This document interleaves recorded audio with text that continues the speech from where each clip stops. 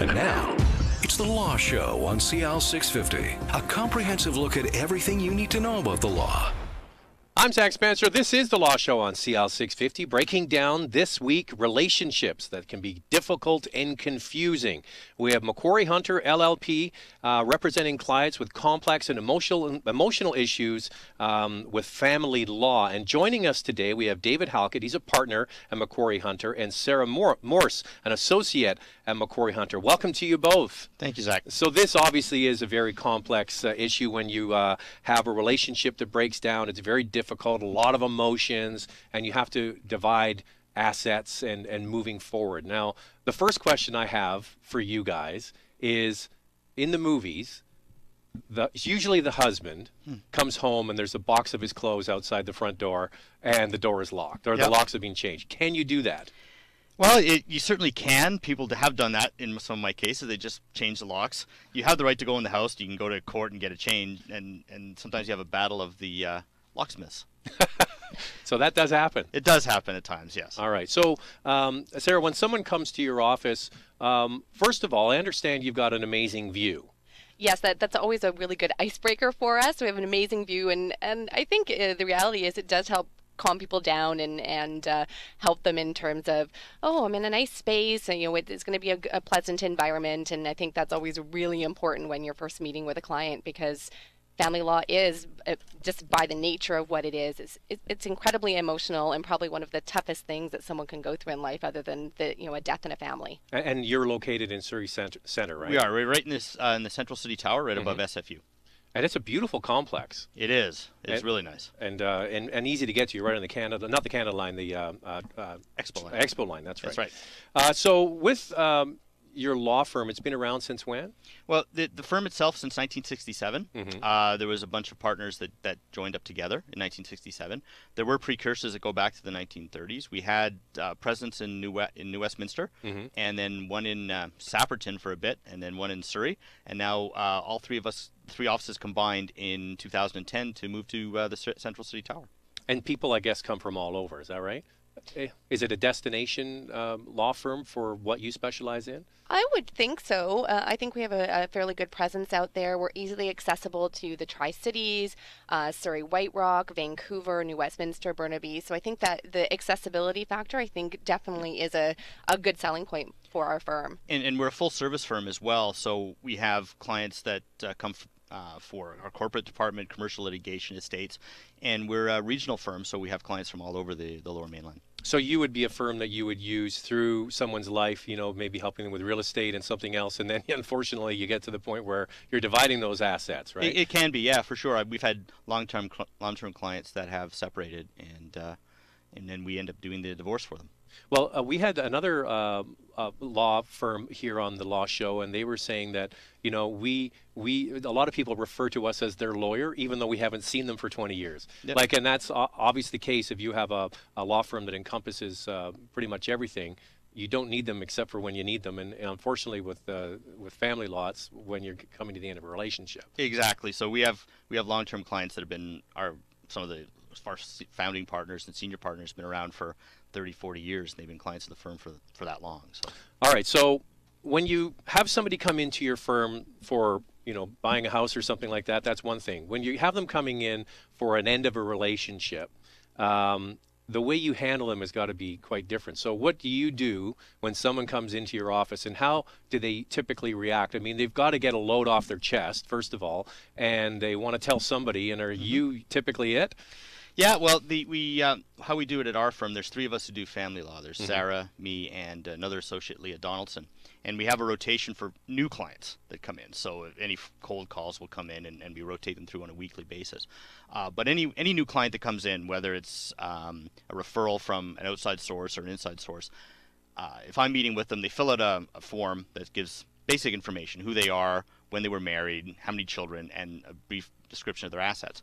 I take them into the office. I'll talk about the nice view we have, if I have one of the nice boardrooms with the view, and try to calm them down. And then I'll say, okay, what brings you here today? And I know it's usually a breakdown of a relationship, but I'll say, what brings you here?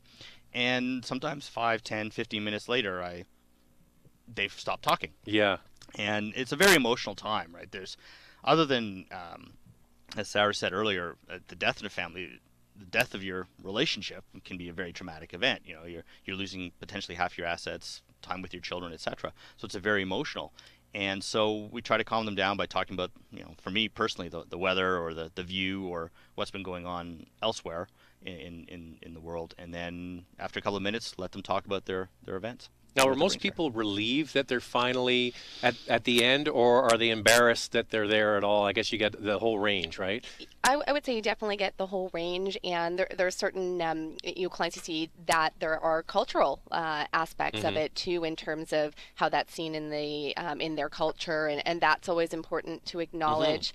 A bit of shame in some cultures, right? Absolutely. So you really have to understand where your client's coming from and understand their perspective. And I think part of our job is that it's very important to let the client know that it's okay if they're emotional and they're upset and they may shed a few tears, and we have to be okay with that, and we are. And I think that's part of our job, is to make them feel okay that they're sort of letting go of all of this that's maybe been bottled up for years.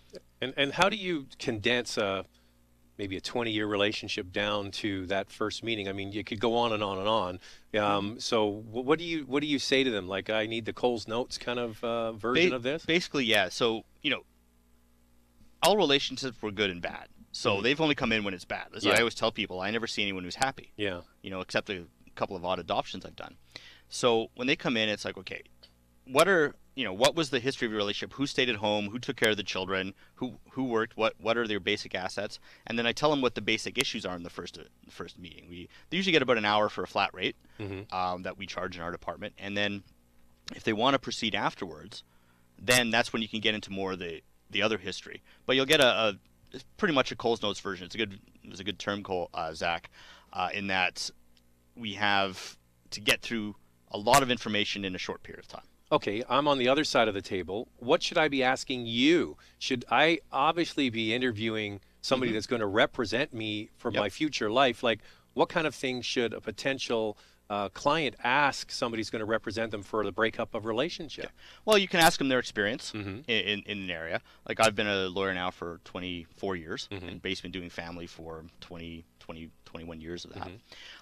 You can ask them what some ask us what our success rate is. That's always a hard one, right? Because successes can be defined in many different ways, right? Because a lot of people think that it's always going to end up in court, and you can look at a ledger of wins and losses, but it often doesn't get there, right? Yeah, 95% of our cases settle long before they get to trial. You're right. So what they should be asking is,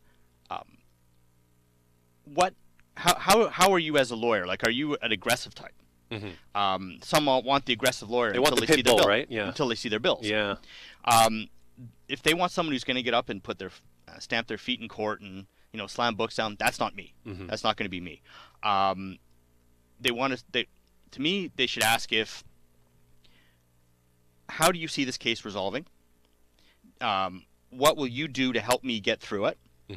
And it's up to us to be able to say, look, you can either mediation, you can go to court, you can do whatever, and just work their way through tell them what our plan is to get through the case. Can you at the beginning, because I'm sure a lot of people say to you, what are my chances? How does this look? What am I going to get? And I guess you don't have a crystal ball, but you must have some yardsticks to go by, right? Well, and I think that's part of what we do in the initial consult, and taking it through the file is advising people what their options are, and their expectations are. Their expectations, whether they're realistic or not, what the law typically says in that situation, sort of telling them a little bit about, well, this might be excluded property, or this isn't, or this is what you might be on the hook for. It's giving a client a realistic idea of where their situation fits in all of that. All right. Now, why family law? Lawyers start off in law school. You could be a real estate law, a criminal lawyer. There's so many different aspects of law. Why, for you, family law? What was it about this that attracted you? Well, it was weird, Zach, when I look back. When I was in law school, the one area I didn't want to practice was family law. That's always the case. I think everyone says that. It's all those people that say, my dad was a lawyer, I'm not going to be a lawyer, and then what happens? You end up being a lawyer. Yeah. And because I went to UBC, and I started in 88, and I graduated in 91. And in those days, it was basically just the female students who went into family law. It was the joke at the time was the pink ghetto. Oh, okay. Female lawyers got pushed into family law. And I started off, I didn't want to do that. I thought I'd want to be a solicitor. And then and for people who don't know, is what? That's somebody that more business law. Business law, okay. Yeah, transactions. So a solicitor is somebody that does the paperwork side of things, and a barrister is somebody that goes to court, right? Yeah. Traditionally, yeah. In Canada, we call it litigation and solicitor's work. Okay, yeah. But I didn't think I'd want to do litigation. I didn't think I could talk. I didn't think I could stand up in court. And here you are doing a radio show. Exactly. It's amazing how it changes. So I was a relatively shy child, and that kind of stuff, right? So I went to court as an article student, where I articled, and I got yelled at the first time. I thought that was kind of cool, because I'm so used to watching American TV law where they never flub their words. They always know exactly what to say and have the great lines. Got to court and I realized other lawyers were flubbing what they were saying and such, right? And I thought it was kind of interesting. They're real people. Exactly. And then a couple of years after I was practicing, I found a job at a firm I liked, and it was in family law. And I found out I could do this area. I had the emotional ability to do it, because some people I know and some lawyers I know just can't do it because they get too emotionally tied into their clients. I can distance myself to some extent, so I end up being good at it, and it's where I've practiced for 20 years now. Is there, I guess, part of the job is leaving it at the office, but can you leave it at the office? Can people call you? Like, what's the line for you personally? For me, I tend not to give them my cell numbers or anything like that. Because there are office hours, right? Exactly. It's pretty broad. Exactly. And even when I'm on holiday, my assistant knows how to reach me. But I put on the office, out of office on my email that I'm not there, and I don't have my email on my phone. I'm one of the old dinosaurs that doesn't do that. Really? I don't have my work email because I know I would just keep looking at it when I was away. And so self-protection there. Exactly. If I don't have the 2 or 3 weeks at a time and a holiday to clear out my mind, then I can't do the job when I get back. Like I said, people have a lot of respect for that. Yeah. So when you're on the clock, you're on the clock, right? Exactly. And although I had one client say to me, well, what if I need you when you're on holiday? I said, well, you were away for 3 weeks. I needed you. Right? And they were just away. But you have someone at the office. Oh, yeah. There's Sarah, there's Leah, there's our assistants who are more than capable of dealing with it. Now, Sarah, why you family law? What do you think of this pink ghetto term? Thank goodness I didn't hear that one back in the day when I started law school. But it was never something that I had thought I was going to do either. I had sort of started off in corporate commercial until I read my first share purchase agreement and couldn't. You glazed over. I literally glazed over, and then I realized that's probably not where I want to go. And I had actually started into doing some employment law and getting into litigation. And in law school, I did a little bit of criminal. And found actually the same as what David just mentioned. You get into court and there is a different sort of aura there, and there is sometimes a sense of comfort. And for me, with my education, I started off with psychology, and I had really sort of battled between psychology. It's a good marriage then for those things. Pardon the pun. Good marriage. Yes, one of the good marriages. Yeah. So I always liked that counseling aspect, and I've recently trained as a mediator. And for me, I really enjoy that emotional part of it, and I think that. And can you switch it off? Yeah, I mean, definitely there are cases that you certainly get more emotionally invested in, especially if it's close to home or similar to circumstances that you've gone through.